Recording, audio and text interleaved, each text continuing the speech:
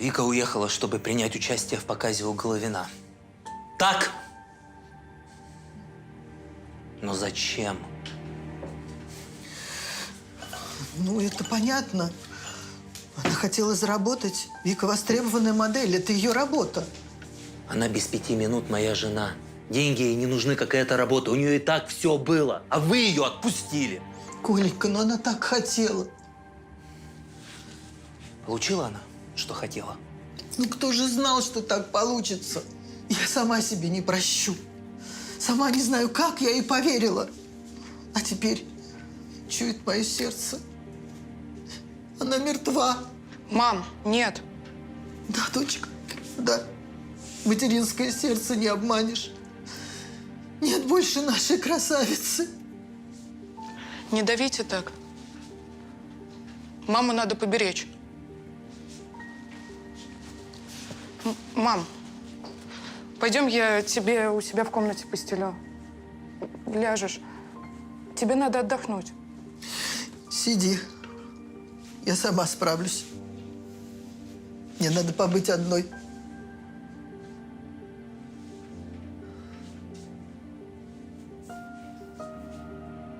Я не знаю, что теперь делать. У полиции тоже нет никакой информации. Вика как в воду канула. Был человек и нет.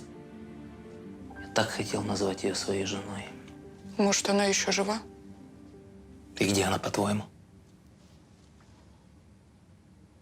Если бы знать.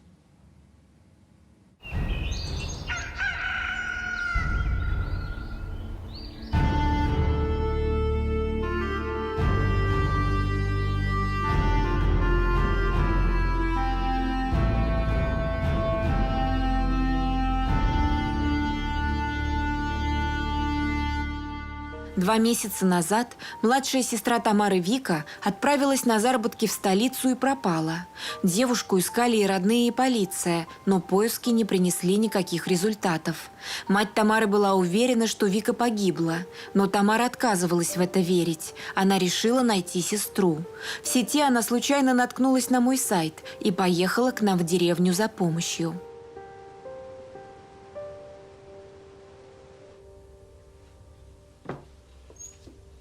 Здравствуйте. Здравствуй, Тамара. Проходи, садись.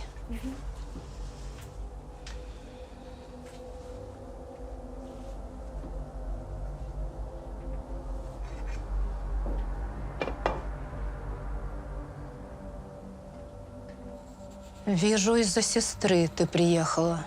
Да, Вика моя младшая сестра. Очень красивая всегда была. И ребенком была как куколка, а выросла так вообще. Глаза огромные, ноги от ушей, высокая, стройная. С 14 лет она моделью работает, с крупными агентствами сотрудничает. Но вот чем только Вику при рождении обделили, так это мозгами. Ей 23, а она наивная, глупенькая. А я работаю помощником руководителя в крупной компании. Мой шеф Николай очень приятный, состоятельный человек. Помолчи.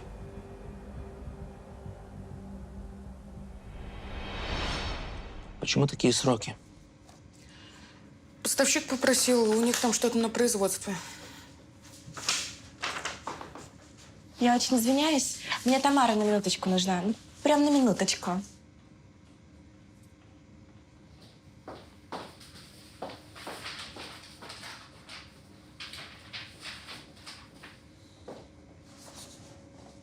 Ты вроде говорила, что твоя сестра модель. Или у тебя еще сестра есть? Нет, это Вика и есть. Она, конечно, милая, но не модель. Так она просто так оделась сегодня. Вот.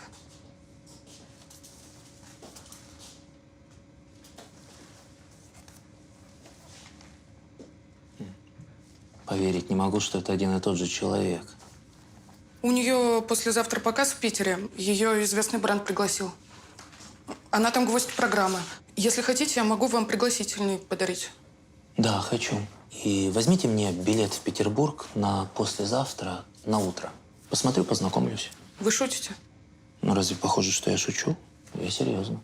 А и еще, договорись со своей сестрой о встрече со мной. Поняла, сделаю.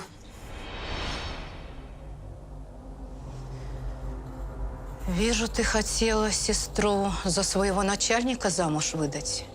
Мужчине она очень понравилась, и ты стала ему помогать. Вижу, что почти до свадьбы у них дело дошло.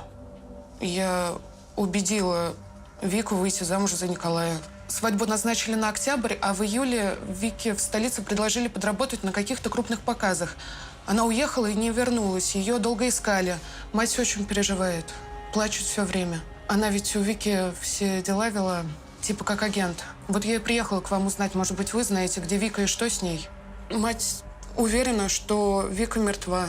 Все время об этом твердит. Я привезла вещь Вики.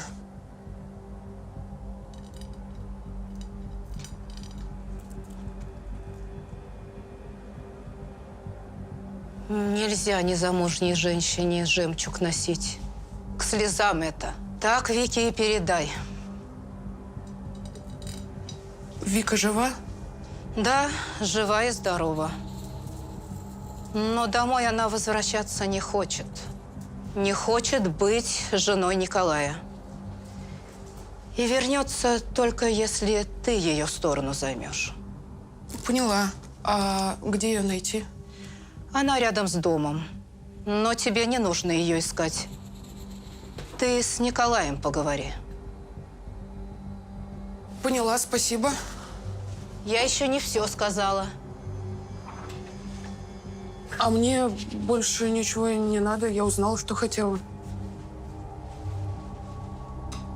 Спасибо, до свидания.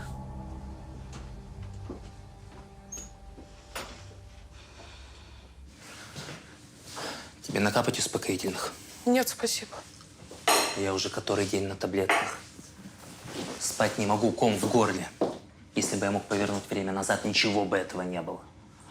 Удалось что-нибудь выяснить? Вчера поздно вечером следователь прислал мне данные. Он не должен был этого делать, но вошел в положение. Новости ужасные. Я поэтому и не хотел вам вчера. Жених Вики Николай принимал активное участие в поисках невесты. Тамара была его секретарем и поэтому была в курсе всех дел. В одном заброшенном доме нашли сгоревшее тело. А рядом в машине женское пальто и паспорт в сумке. Паспорт Вики. Из полиции прислали. Что скажешь? Это вещи Вики. Значит, и тело ее. Пожар был очень сильный, практически все сгорело. Я даже не знаю, смогут ли они сделать экспертизу. Хотя так все понятно. Том, почему это произошло? Ну почему? Я думал, мы поженимся. Я все был готов для нее сделать. Все, что бы она не захотела, у нее бы было. Куда она поехала? Кто это сотворил с ней? Вы думаете, ее убили? Она не могла пойти в этот дом сама. Это заброшенное здание, там даже бомжи уже давно не ночуют. Следователь сказал мне, что это здание на очереди под снос. Вика, зачем ты туда поперлась? Я думала, что...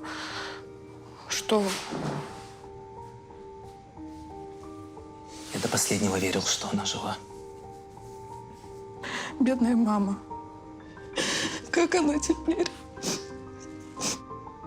А что я скажу? Она же не переживет. Я поеду с тобой, мы вместе скажем. Это наше общее горе. Мы должны пережить его и не сойти с ума.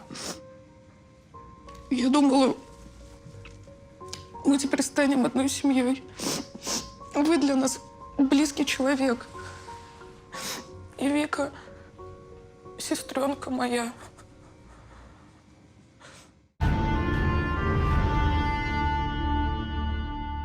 Тело Вики невозможно было опознать, но паспорт и вещи явно указывали, что погибшая девушка и была сестрой Тамары. Родным выдали останки, которые они и похоронили. Вот и Коленька здесь. Вспоминаем тебя все время. Какая ты у нас красавица. Я открою.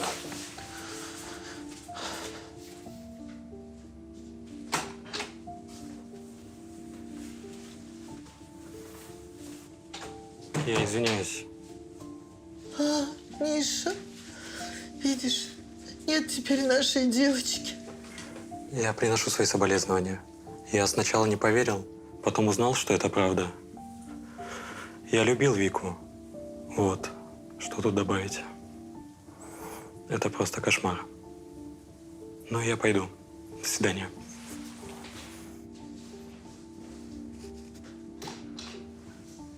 Вот, и Мишка приходил. Все тебя помнят. Все тебя любят.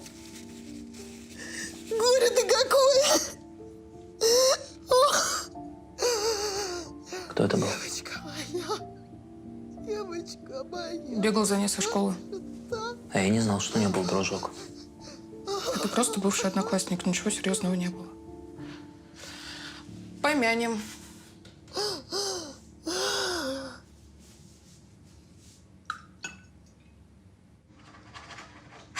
Здесь сумма поменялась, я переделывала.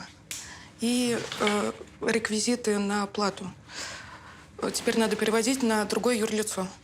По базе смотрела? Да, там все нормально, просто учредитель поменялся. Понятно.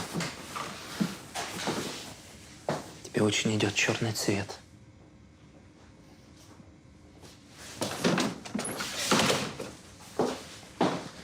Я очень тебя хочу. Прошел месяц. За это время Николай и Тамара очень сблизились. Я о чем другом не могу. Ночью Тамару разбудили странные звуки.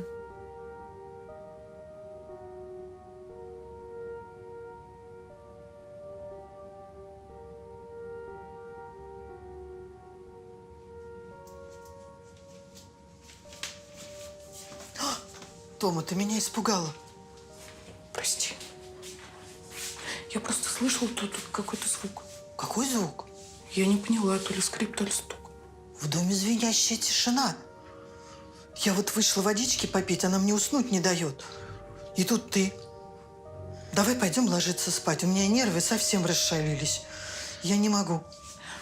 Прости, мне просто показалось, что кто-то ходит по квартире. Кроме меня никого. Если ты так каждый раз будешь реагировать на мои шаги, я точно с ума сойду. Давай пойдем ложиться спать, девочка моя. Давай. Прости. Спокойной ночи. Вы говорили, что Вика, сестра моя, где-то около дома. Может быть, так оно и было? Но найти мы ее не успели. Вика мертва. Не знаю точно, что произошло. Ее тело нашли в каком-то заброшенном доме после сильного пожара, и экспертизу провести не удалось. Но сомнений не осталось никаких. Это была наша Вика. Хоронили ее в закрытом гробу. Не знаю, как мама это все вынесла. На нее даже смотреть было больно. И сейчас тоже. Мама со мной почти не разговаривает, замкнулась в себе. Но это и понятно. Меня другое беспокоит. После смерти Вики прошло больше 40 дней. А в доме постоянно слышны какие-то скрипы, стучит кто-то, топает. Как будто в доме кто-то есть. Но я уже много раз проверяла, никого.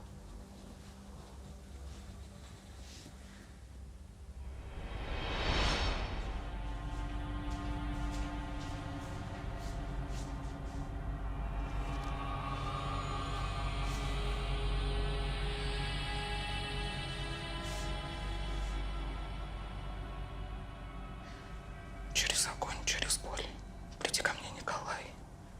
Приди и услышь меня, Тамару. Услышь мои мысли о чувствах к тебе. О любви, о нежности, о заботе.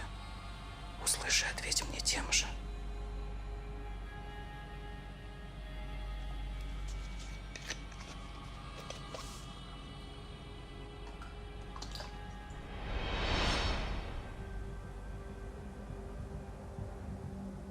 Вижу, ты обряд в доме провела.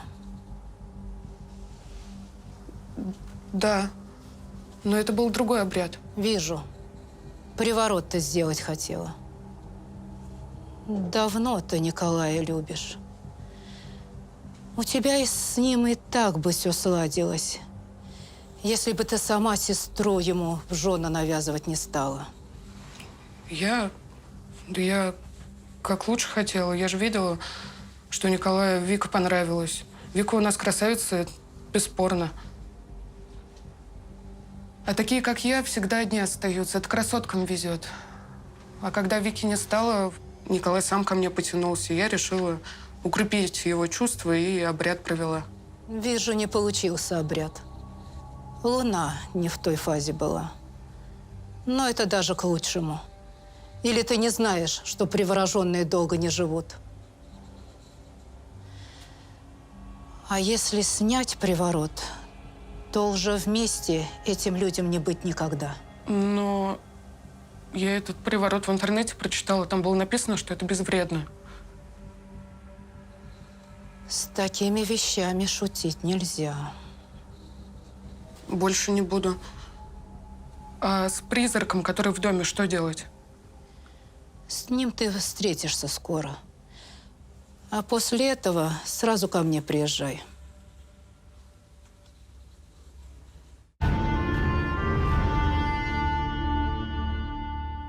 Следующей ночью Тамара снова проснулась от скрипов в квартире.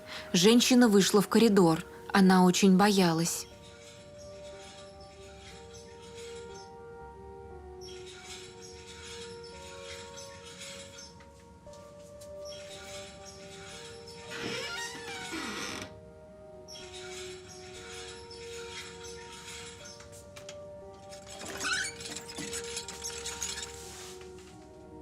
Меньше всего Тамара ожидала увидеть свою младшую сестру, но перед ней действительно была Вика, живая и здоровая.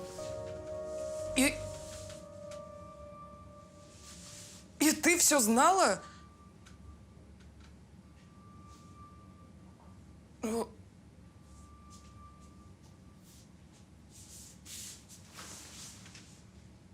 Но зачем? Зачем это все нужно было? Затем Вика не хочет замуж за твоего этого Николая. Но он человек большой, с ним так просто расстаться невозможно. Я таких знаю, они свое, если не лаской, то силой возьмут. И ты тут. Тебе обязательно надо, чтобы она за него замуж вышла. А я Мишу люблю. Это он молодец, все придумал. Что я типа улечу в Москву, ну, вроде как по работе, и там пропаду. Но когда тебе ясновидящая сказала, что я где-то возле дома, и ты маме это твердить начала, он придумал, как меня убить. Ну и всю эту историю с пожаром. Жуть, да? Не смешно. А мне да. Я теперь по другому паспорту живу, другой человек. И вам с Николаем ничего не должна. Меня теперь Зарина зовут. И никакая я тебе не сестра. Вы даже похороны подстроили. Ага. У меня и могилка теперь есть. Я смотрю, тебя это не смущает. Ни капли. Ясно. Ну а тут ты как оказалась? Мы с Мишей уехать собираемся, но у него еще тут дела какие-то. Ну, а я пока у мамы. У мамы? Да. Дожили. Я и сестру от тебя прячу. А все потому, что ты со своим Николаем. Но она его терпеть не может. Понимаешь ты это? Противен он ей. Ну, так бы сразу и сказали. А ты зачем с ним на свидание ходила? Ты же сама уговаривала меня с ним поужинать. Ну, а потом я решила поиграть с ним. Он мне подарки дорогие делал, по ресторанам водил. Мне это нравилось. И, что самое главное, не приставал. Я ему сказала, что до свадьбы не-не. А он, дурак, сразу замуж меня позвал. Вот тогда я и поняла, что валить надо. Томочка, детка, ты же любишь сестру. Отпусти ее. У нее новый паспорт, с ним она начнет новую жизнь. И Миша ее любит. Я ее уже давно похоронила, так что я никого не берегу. Вот и замечательно. А Николаю про обман говорить не надо. Пусть он думает, что Вики больше нет. Ему так спать спокойнее будет. А я теперь точно не усну. Нет, такое придумать. Видела я того, кого призраком называла. Это моя младшая сестра. Оказывается, она так боялась Николаю так не хотела за него замуж выйти, что даже смерть свою изобразила. Паспорт у нее новый. Это все, конечно, очень ужасно и непонятно для меня. Я бы все отдала, чтобы с Николаем рядом быть. А Вика наоборот. Я же как лучше хотела.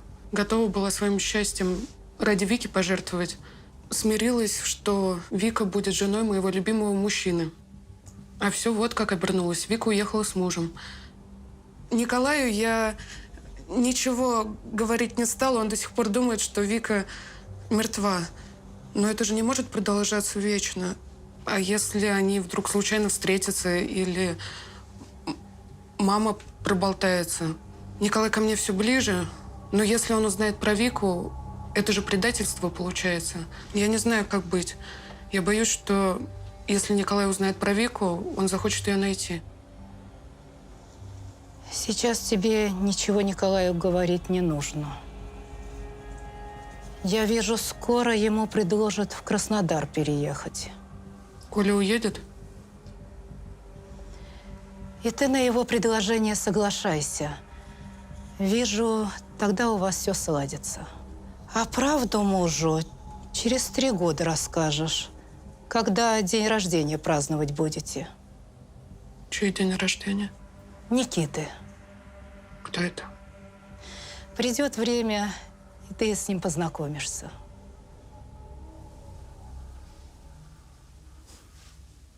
Тамара ждала от Николая предложения, но прошло уже 2 недели, а Николай пока не заводил с ней разговора о совместном переезде.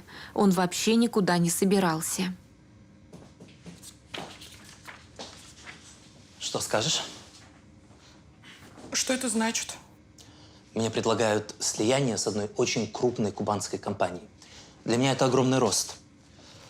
Конечно, потребуется много ресурсов, времени, чтобы поставить все на ноги. Придется в Краснодар переехать. Но ты знаешь, так даже и лучше. После всего, что было, после Вики. Так что наше с тобой сотрудничество на этом заканчивается. Мне было очень приятно с тобой работать. Мне тоже. Но рано или поздно я здесь все закрою. Сотрудников придется уволить. Кого-то заберу с собой в Краснодар.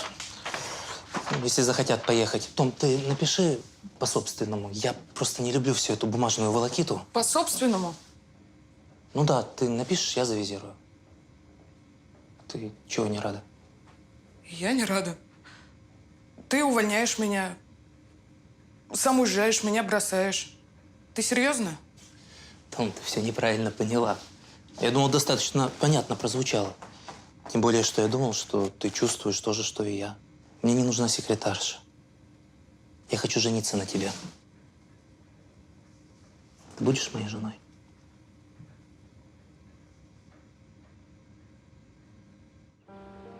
Тамара и Николай уехали в Краснодар. Там они и поженились, а спустя год у них родился сын. Николай назвал его Никитой. Вика и Михаил уехали. Пока Вика живет по чужим документам. Есть такая примета. Если незамужняя женщина носит жемчужные бусы, к слезам и проблемам это.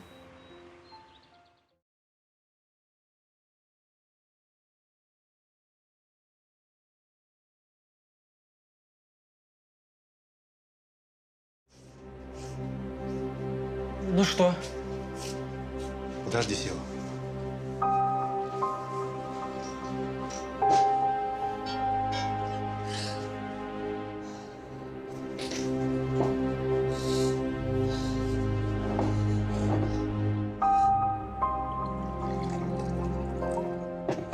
А вот выпей. Тебе нужно успокоиться.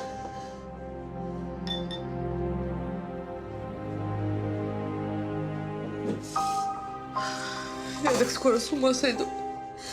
Обижали всех одноклассников Егора. Никто не знает, куда он делся.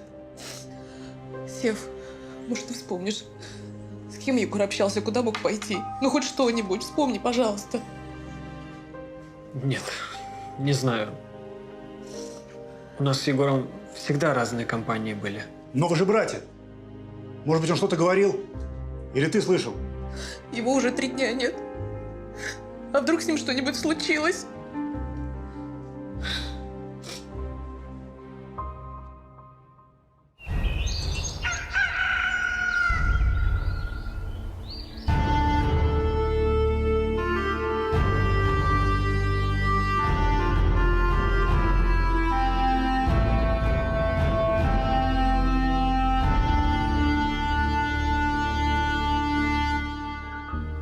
Сева никогда не дружил со своим братом Егором. Неожиданно для всех Егор пропал. Родители были безутешны. Сева решил сделать все, чтобы найти брата. За помощью он поехал к ясновидящей Раисе. Здравствуйте. А ясновидящая Раиса здесь живет? Мне на станции адрес подсказали. Здесь. Но сегодня приема нет. У Раисы на сайте запись есть. И там все видно, когда есть прием, а когда нет. Мне очень нужна ее помощь. У меня брат пропал. Родители в отчаянии. Я с самого утра из дома уехал. Не факт, что получится еще раз сюда приехать. Ладно, присядьте. Подождите здесь. Никуда не уходите. Я сейчас пойду у Раисы спрошу. Может быть, она вас примет.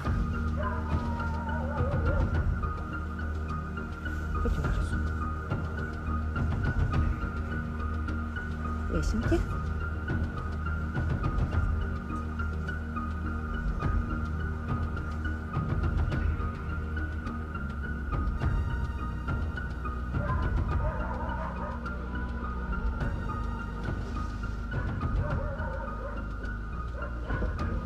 Идите за мной, Раиса вас примет. Спасибо.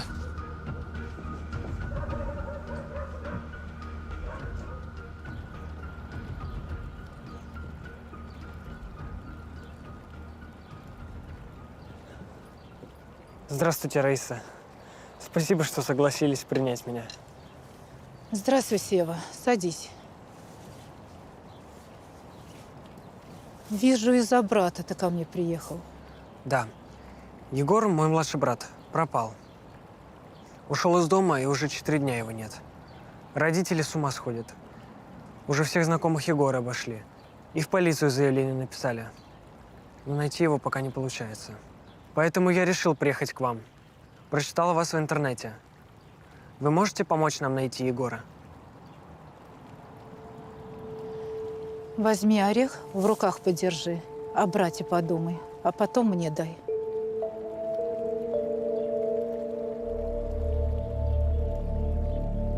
Не нужно его искать. Я вижу, Егор сам домой вернется. Значит, с ним все в порядке? Никакой угрозы твоему брату сейчас я не вижу. Но когда он вернется, ты должен его убедить, с отцом поговорить. Егору есть, что ему рассказать. Это важно. Хорошо. Я скажу ему тогда. Только бы вернулся. А то мать сама не своя. Спасибо вам, Раиса. До свидания. До свидания.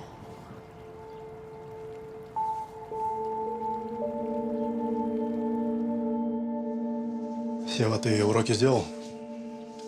Да, только что. Слова Раисы успокоили мальчика. Он вернулся домой и стал ждать. Прошло 2 дня, но Егор все не возвращался. Нас с матерью вызвали в морг на опознание. Нашли, похоже, Егора. Пап, ты уверен? Сева! Ну что за вопрос? Уверен, я не уверен. Я сам толком ничего не знаю, не понимаю. Позвонили из полиции, вызвали, все. Больше ничего не известно. Прости, я перенервничал. Не знаю, как обо всем матери сказать, как подготовить. У Вари слабое сердце. Я сейчас поеду за ней на работу, потом в морг. Ты дома, пожалуйста, останься, ладно?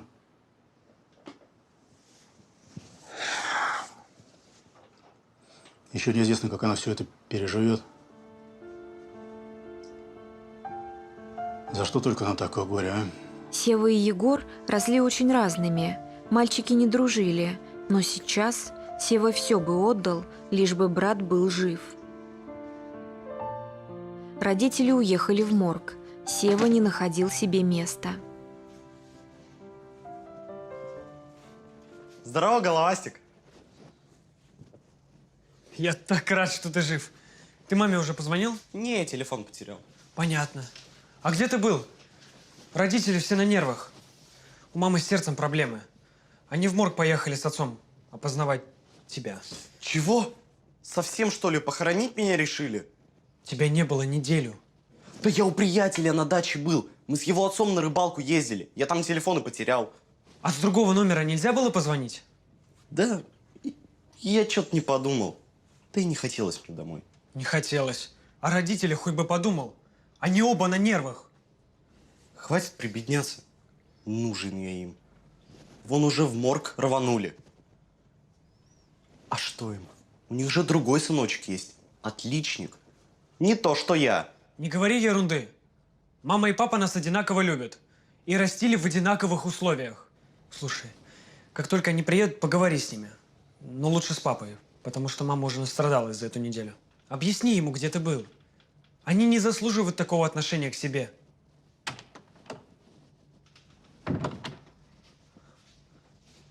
Варя, ты посмотри-ка, кто явился. Варя! Ватку на шатырь!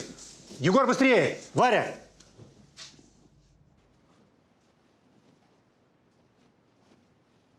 Что ты там делаешь? Ничего.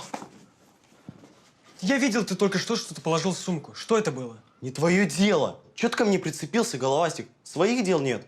У меня дела есть. Я не хочу, чтобы ты родителей доводил. Показывай, что у тебя там было. Я не буду тебе ничего показывать. Отвали. Егор плохо учился и много времени проводил с друзьями на улице.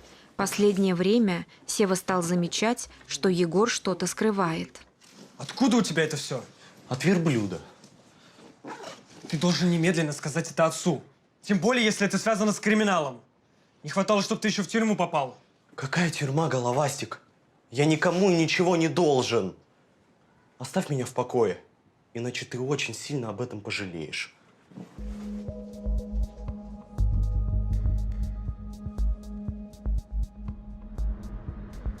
Сева решил проследить за братом.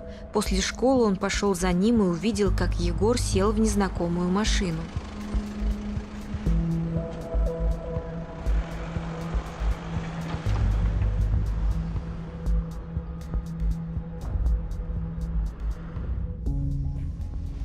Новые шмотки? Откуда? Сам купил. У Егора теперь всегда были деньги, а вернувшись из школы раньше обычного, Сева застал брата за примеркой очень дорогой и модной одежды. Сева сам давно мечтал о такой, но родители одевали сыновей скромно и особо не баловали. Не хочешь рассказывать? Не рассказывай. Хотя бы с отцом поговори. Слушай, головастик, ты меня уже достал. Ты вообще ненормальный. Сначала носишь дорогие телефоны, деньги. Теперь еще и шмотки. Я точно уверен, что ты вор. Если ты еще раз сунешь свой нос в мои дела или скажешь хоть слово родителям, мы с моими пацанами с тобой разберемся.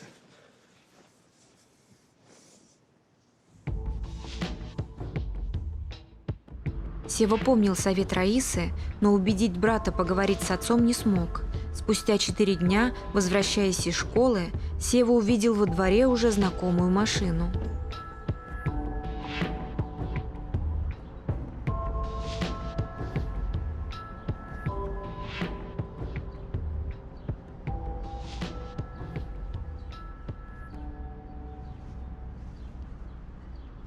Кто эта женщина? Что у тебя с ней за дела?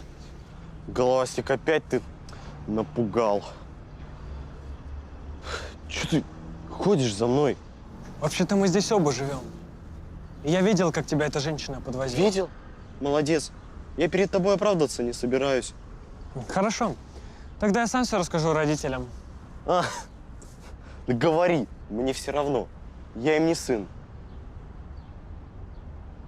Че смотришь? Да, я вообще скоро от вас уеду. Понял?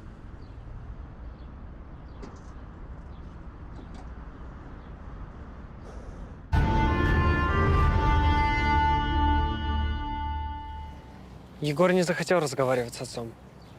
А мне он сказал, что наши родители ему не родители. Я его несколько раз с одной женщиной видел. Красивая, модная, явно не бедная.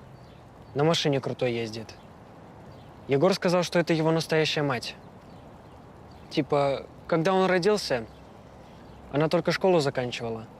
Вот и бросила его в роддоме. А потом Егора наши родители усыновили.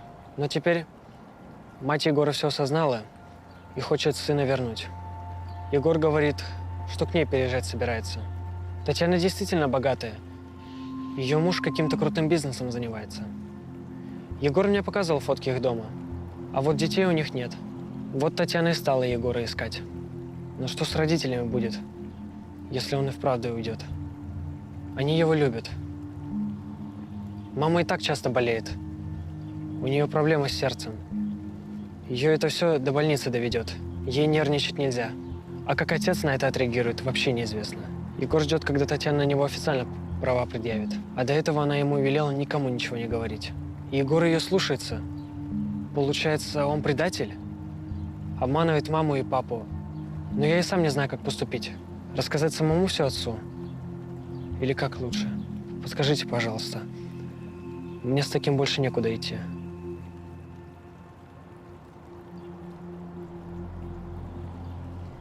Вижу, ты в пятницу найдешь что-то на улице. И как только это произойдет, с этой находкой сразу ко мне приезжай.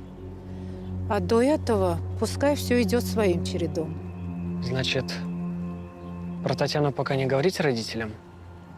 Не надо. Время еще не пришло. Мальчики, очень прошу, не подводите меня, пожалуйста. Мать Севы Варвара Сергеевна действительно часто болела. По совету врача, ей нужно было лечь в больницу. Ну, конечно. Головастик-то у нас отличник. Ты, мам, вообще можешь за него не переживать. Он у вас молодец. Егор, не поясничай. Вы у меня оба молодцы, но я просто волнуюсь, как вы тут без меня. Так, а супы второй я на несколько дней вперед приготовила. Но дальше сами как-нибудь макароны сможете сварить? Не волнуйся, мам, все будет хорошо. Так, все, в грязном не ходим. За одеждой следим. За папой присматриваем. Так, все, берегите себя. Люблю вас. Иди сюда, хорошо. Так, все, я уехала.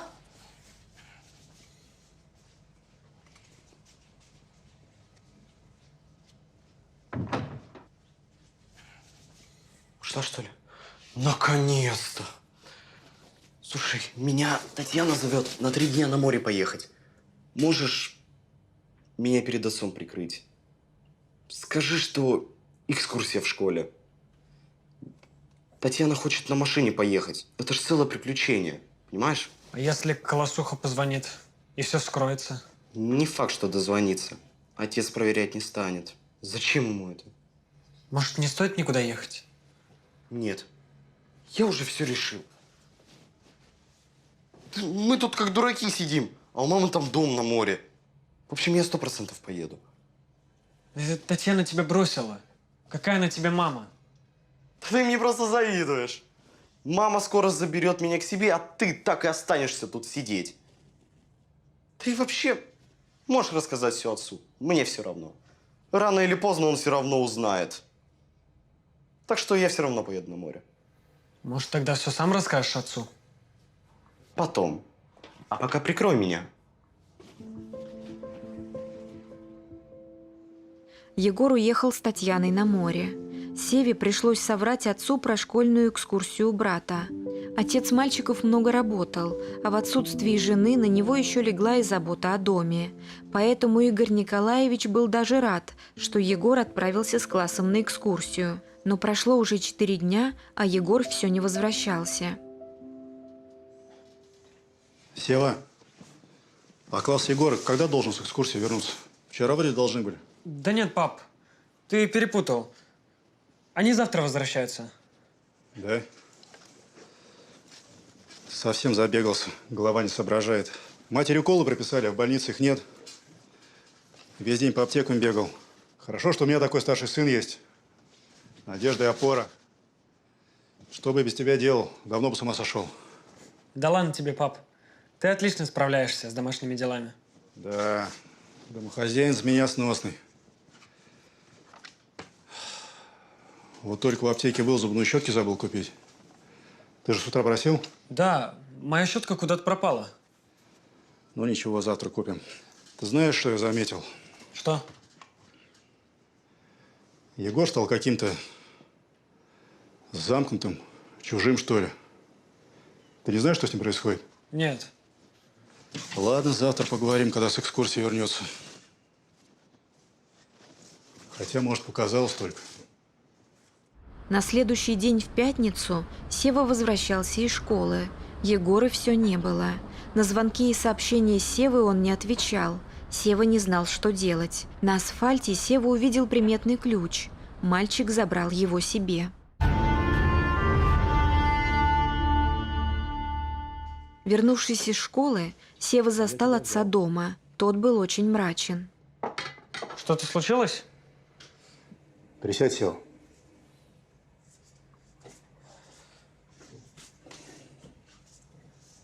Сева, мне нужно, чтобы ты мне все рассказал. Мне звонила классный руководитель Егора. Спрашивал, почему он прогуливает уроки. И, как ты понимаешь, никакой экскурсии не было. Где Егор? Пап, я бы давно тебе рассказал. Но Егор попросил не вмешиваться. Во что не вмешиваться? Не тяни, говори как есть. Я должен знать, что происходит с моим сыном. В общем, понимаешь, его настоящая мама нашлась. И он, наверное, сейчас вместе с ней. Какая еще мама? Мы знаем правду, что вы вместе с мамой усыновили его. Да это бред, Сева. Это правда. Да это полнейшая чушь. Егор наш сын. Он вылитый ему отец, ваш дед. Так. Сейчас мы с тобой вместе едем в полицию, и ты там еще раз подробно рассказываешь про эту маму. У тебя брат в беде, а ты ходишь и молчишь. Сева, я думал, ты умнее. Я все рассказал отцу. И в полиции тоже про эту Татьяну рассказал. Но ни Егора, ни Татьяны пока не нашли. Отец в панике. Мать ничего не знает. Она сейчас в больнице. Я одного не могу понять. Почему Егор даже не позвонил? Неужели он решил просто сбежать со своей настоящей матерью, а про нас забыть? Вижу, твой брат действительно в большую беду попал. Но ты ключ нашел, а это хорошая примета. В пятницу ключ найти значит, что какая-то тайна вскоре раскроется. Егор сейчас с Татьяной. Я дам тебе адрес. Тебе нужно туда будет поехать вместе с отцом. И ключ возьми. Тогда удастся избежать беды. Аня, подай карту.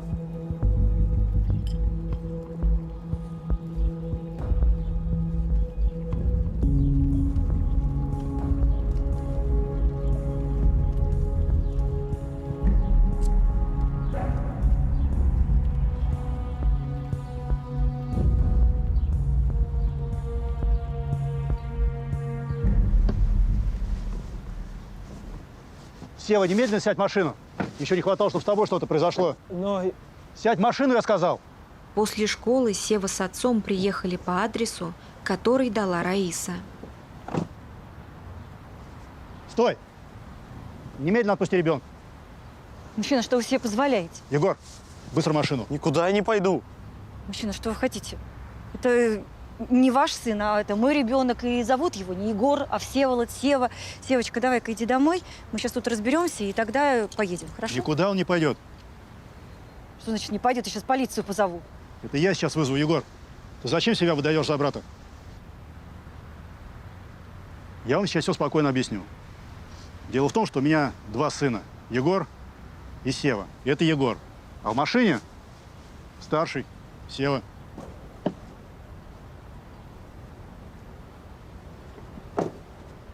Это?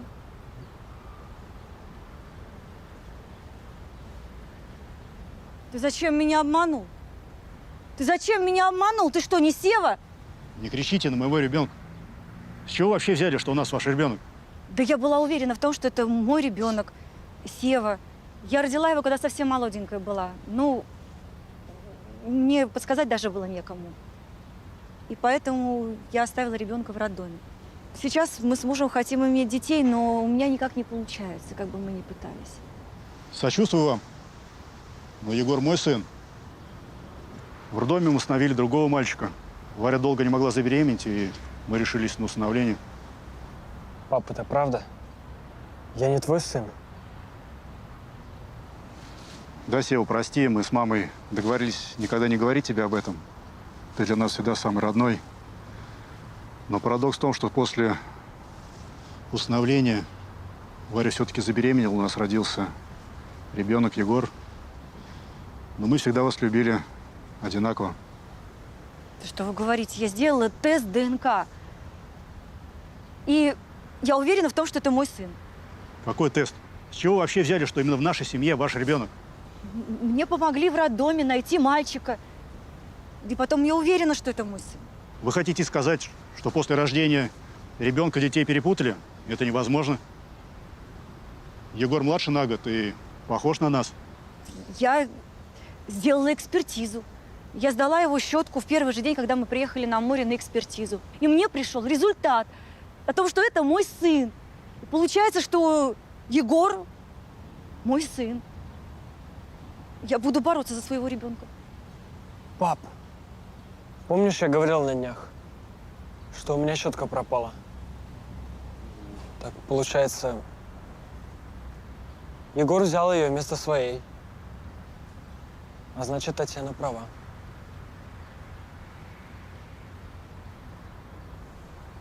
Подожди, так это твоя щетка?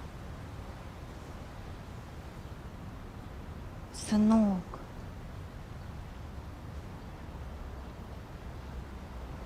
Ты прости меня, пожалуйста. Я, конечно, виновата перед тобой. Я смогу все исправить. И у нас ты ни в чем не будешь нуждаться. Не надо меня покупать. Вы для меня чужой человек. У меня есть свои мама и папа.